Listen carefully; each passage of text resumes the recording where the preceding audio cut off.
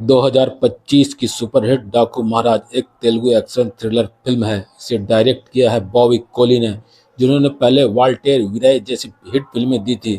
Film में lead role में है नंदमुरी बालकृष्ण, जिनके लिए उनकी 109वीं फिल्म है। साथ में बॉबी देओल, प्रज्ञा जायसवाल, श्रद्धा श्रीनाथ और उर्वशी रौटेला जैसी स्टार्स हैं। फिल्म की शुरुआत होती है एक छोटे से गांव मदानपल्ले से। यहाँ कृष्णमूर्ति प्रकाश राज अपनी नतनी वैष्णवी नव्या स्वामी के साथ रहता है। वो एक चाय बागान का मालिक है, लेकिन उसकी जमीन पर ठाकुर बॉबी देओल और त्रिमूर्तिल्लु नायडू जगपति बाबू अवैध कोकीन की खेती और वन्य जीव तस्करी चलाते हैं। कृष्णमूर्ति इसका विरोध करता है, जिसके बाद ठाकुर उसकी हत्या करवा देता है। वैष्णवी अकेली बचती है, लेकिन उसकी चाय बागान की जमीन पर अवैध वन्य जीव तस्करी चल रहा होता है।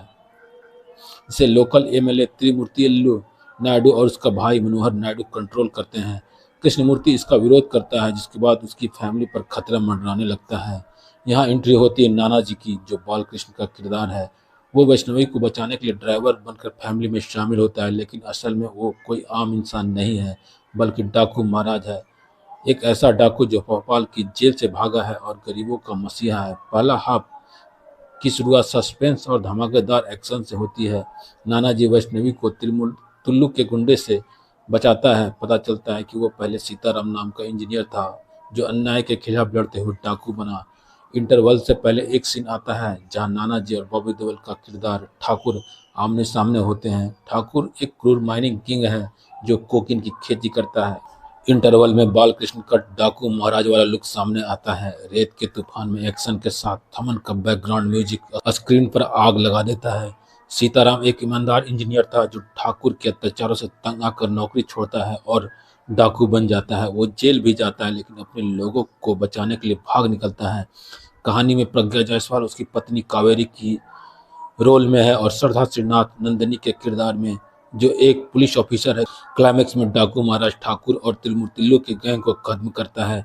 एक भव्य एक्शन सीन के बाद वैष्णवी को बचा लेता है और उसकी फैमिली को इंसाफ दिलाता है।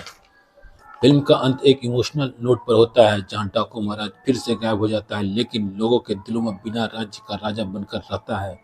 बालकृष्ण का 3 अलग अलग लुक्स नानाजी, सीताराम और डाकू महाराज में वो छा गए हैं।